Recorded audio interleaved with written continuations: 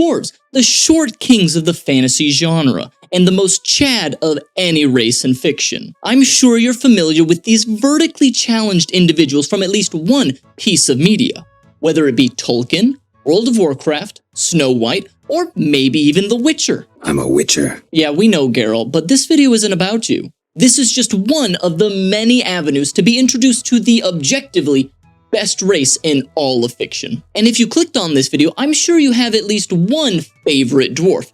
Personally, mine's Brock from God of War.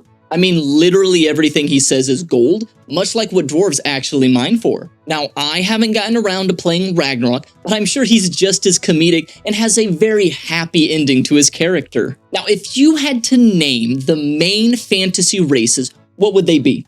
Come on, don't be shy. Well, I can't hear you, so I'm going to assume you at least included elves, humans, dwarves, and perhaps orcs. Of these four, dwarves are obviously the most superior, and I could end my argument right there.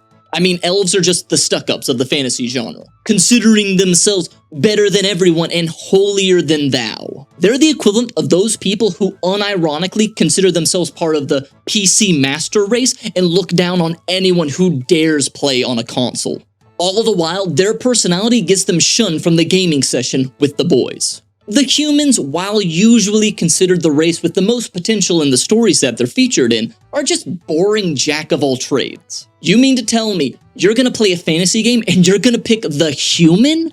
Lame. But the human has the best racials for my class. Oh, well, I'm sorry, that just sounds like an excuse for your lameness. Orcs, no matter how much gaming news outlets tries to demonize them, they hold a very special place in my heart. I wrote a blog post a while ago about why I f***ing hate video games, because this is what it does. It appeals to like the male fantasy. I mean, they were my go-to pick for a race in World of Warcraft, but that was because the dwarves were on the Dirty Alliance. So I can respect those who favor orcs the most. But outside of a few specific examples, they get sidelined into being the generic villain fodder race, along with their cousins, the goblins. Now, I could just leave my argument there, at dwarves being the best by default because all the other races suck unicorn horn raw. But that would be a disservice to the dauntless race of the dwarves. So to truly understand the height of their true essence, we need to go back all the way to their origin. Dwarves made their debut in Norse mythology, while human creation stories have us being sculpted from dirt, or coming from a rib, or evolving from fish. Get back in there, Gramps. You have no idea the problems that this decision is about to bring on the world. It's because of you I have to pay taxes. Dwarves, however, were forged from the blood and limbs of the primordial giant named Ymir.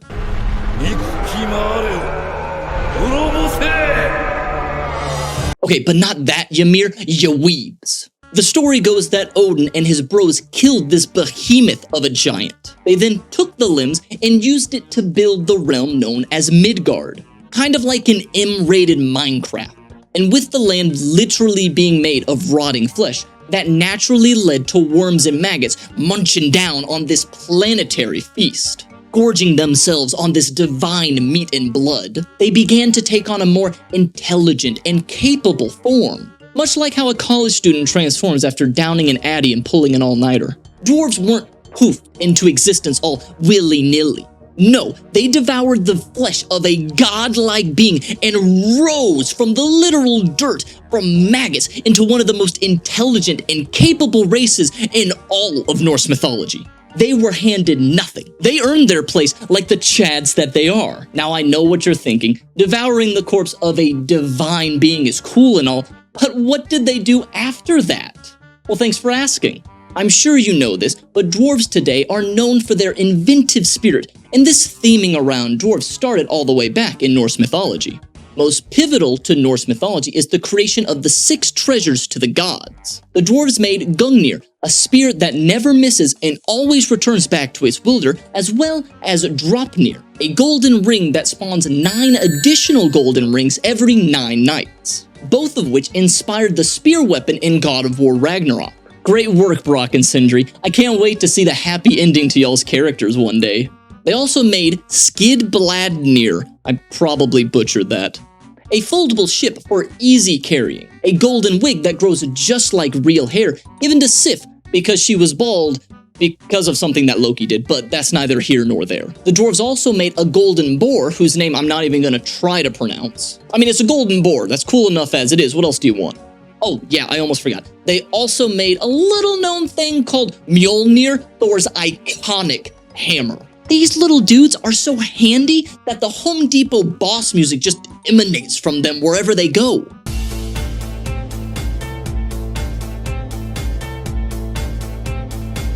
And this brings me to my next point, the dwarves' unbridled intelligence.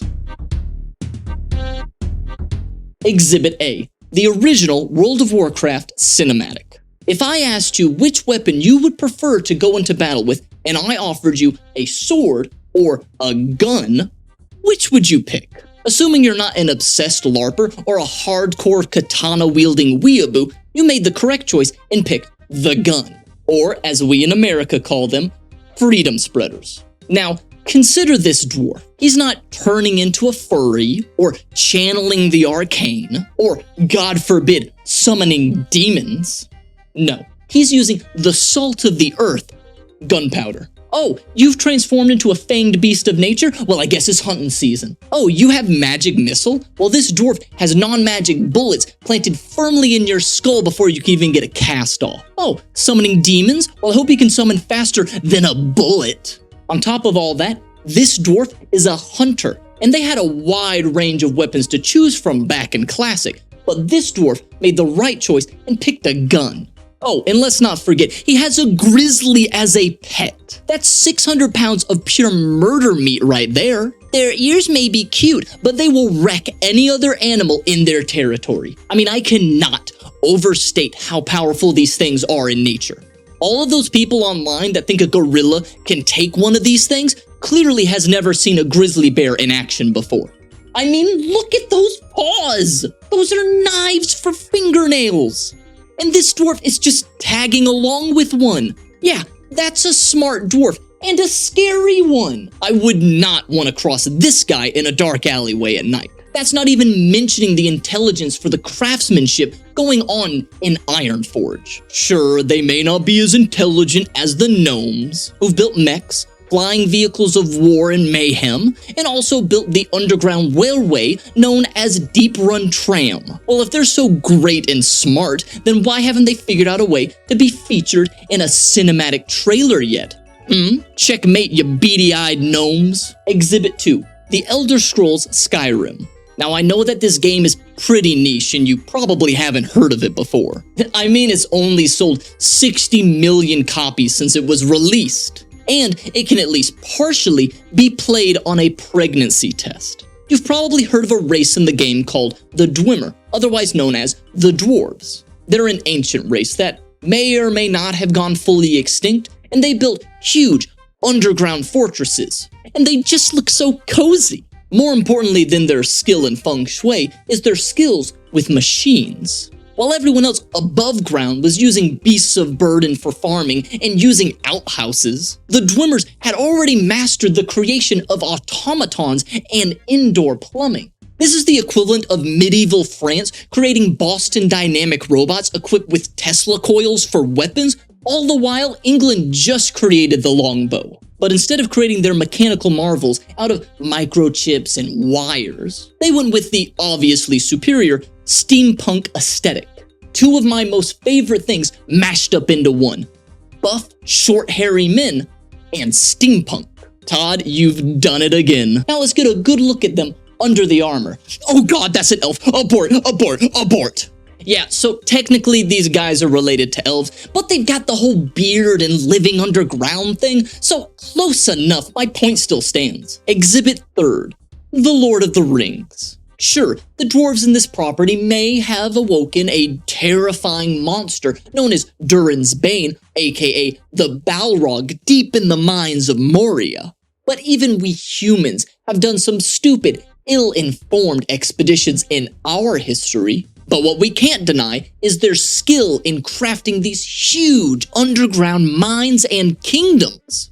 You try building a stable subterranean home like this, and I can guarantee you'll be stuck underground at worst, or living like Saddam Hussein at best. We take this level of architectural feat for granted in fantasy. But really think how much planning would have to go into every new dig or expansion. When building a house, a mistake may lead to the roof coming down on you. But even then, you could probably run out of there in time.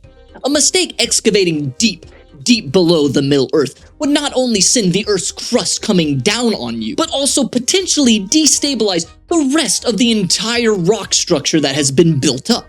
It's kind of like playing one of those bridge building games, you know, the ones where you have to distribute the weight just right to make sure that nothing falls off the bridge. But in the Dwarves' case, a mistake is going to cost a lot more than a broken four-wheeler. So underneath their thick exterior lies the brains of a skilled mathematician and planner. So I've talked a bit about what's in their head. But now, let me talk a bit about what's in their chest. Because for point number 2, I'm going to be talking about their heartiness. Now, for those of you who only know this word from Breath of the Wild, it does not just apply to heart-shaped vegetables.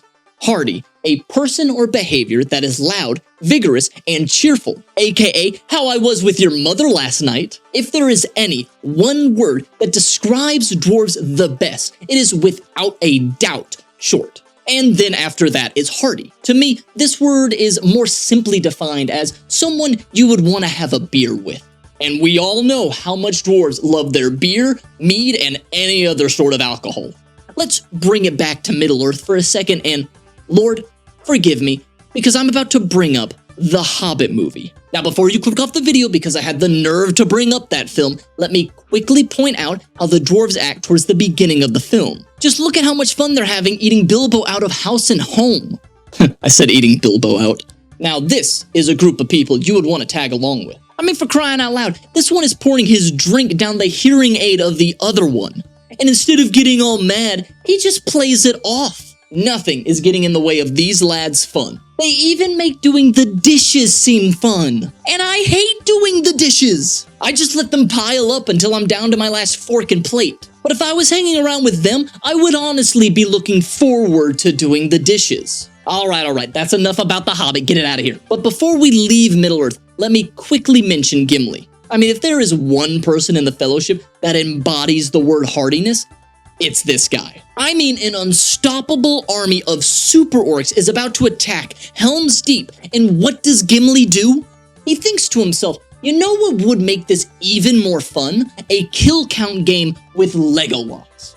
If I was him, I would be losing my gosh darn mind, thinking I'm about to die before the next sunrise. But Gimli is just so gosh darn hearty. Oh yeah, and in the following movie, he has a drinking game with Legolas. That's also pretty hearty behavior. Whew, okay, that's enough about Tolkien. Let's move on to Disney with the most boring Disney film ever made, Snow White. I mean, this film is boring with a capital bore, and it has just one saving grace. Or should I say, 7. The dwarves are the best part of this film by a mile, like they are in most pieces of media. I mean, look at them go. Now that is a hearty bunch right there. Now, for those who don't know, the dwarves are named after their defining personality trait. There's happy, bashful, sleepy, sneezy, grumpy, dopey, and of course, Doc. Don't ask me why his name is Doc, that is not a personality. But my headcanon is that he used to work as an unconventional underground doctor that always wanted to have a patient with lupus before he became a miner. Setting aside the existential question of whether their personality types led to them getting their names, or the more horrifying option, which their names led to them getting certain personality types, gifting one with endless joy, while another suffers from unending narcolepsy. This fun-loving troop is the poster boy for the dwarven spirit. I mean, they discover that their home has been broken into by a total stranger, and instead of kicking her out, they throw a snazzy party, because that's just how dwarves are. They will take any excuse to celebrate. Now, don't let their early soft Disney design fool you, because these are still dwarves as they yearn for the mines. They spend their whole day digging up gems deep in the earth, and then they come home to a hot meal cooked up by a miner. Ooh, ignore that part. There's a joke about Minecraft Let's Players, mining, and miners somewhere in here, I just know it. But for the life of me, I just can't think of it, so I'm gonna move on. I saved the best hardy example for last, ROck Galactic. How can I mention dwarves and not bring them up? It's dwarves in space mining planets. It's a match made in heaven. When humans go mining in space, they unearth ancient aliens that want them dead. Meanwhile, these dwarves are putting these new life forms on the endangered species list because they dared get in the way of their monthly quota. Space dwarves are built differently. Considering the dangerous machinery, hungry alien bugs, and a boss that sounds like he just could not care less if you come back alive or not, you would think that these space dwarves, or sporbs as I call them, would be stressed out of their minds and strung so tight that they could be used as a string on a guitar. But instead, they crack jokes, chug space beer, chuck barrels for fun, and dance their little butts off, all while looking forward to their next assignment. Mining is a physically and mentally demanding job, and rightfully not for everybody. And now you're gonna introduce giant killer insects? If this was any other race, this would be the setting for a dystopian horror game that makes you question the links that capitalism will drive corporations to viewing their workers as expendable. But for dwarves, it's just another Tuesday. For dwarves, stress is like water off a duck's back. Oh, and you know what is missing out in the deep darkness of space in ROck Galactic? Every other race. There's no elves, no humans, no orcs, and certainly no gnomes. Now, this could be due to the developers wanting to focus on the superior beings, the dwarves. But I take it to mean that dwarves were just the only race that could conquer the stars. The humans were probably just too weak for it. Elves were too busy hugging trees to ever refine oil. The orcs probably couldn't take time away from bashing each other's skulls in to even think of other worlds beyond. And gnomes, while smart enough to craft rockets, probably got mollywopped by the first extraterrestrial they laid their beady little eyes on. Needless to say, in this universe, space is for the dwarves, and every planet is theirs to mine, and they wouldn't have it any other way. So we've touched on their origins, their intelligence, and their hardiness. Well, this brings me to my final and most important point. Dwarves are just plain fun and cool. This is a bit more subjective than my previous points, but a point that needs to be said nonetheless. Let me list some things that I find fun and or cool. Guns are fun. Battle axes are fun and cool. Blacksmithing is really cool, and digging holes is fun. And I swear I would have dug my way to China as a child if it wasn't for the tough Georgia clay. That stuff is impossible to dig through with just a shovel. All of these things are heavily associated with dwarves in pop culture today. Sure, these can also be associated with humans, obviously, but I'm already a human, I swear. And I see humans all the time. But you know what I don't see every day? A dwarf with a huge beard holding a blunderbuss in one hand and a battle axe in the other, driving a mining vehicle that he forged himself in his own garage. What is it about digging and mining that calls out to me and millions of other people? Now, mind you, not enough to actually become a miner, but just enough that when I go to the beach, I have to get me a shovel and just dig a huge hole in the sand. Dwarves are just this fun urge to move earth and stone personified, and I love them for it. So let me summarize for anybody who wasn't paying attention. Elves are awful with their pointy ears, and dwarves are awesome and have always been awesome ever since their creation in mythology. They are smart in the ways that matter for a very cool and fun fictional race. They are hardy as can be, and I would love to have a beer with one. And most importantly, they are cool and fun and the personification of the human urge to want to dig a hole straight to China. And with that said, thank you for watching. I tried something a bit different for the editing style and the topic, so I hope you enjoyed it. Oh yeah, and like and subscribe. I hate saying it, but statistics show that asking actually helps, so I'll swallow my pride and say it. And once again, thank you for watching.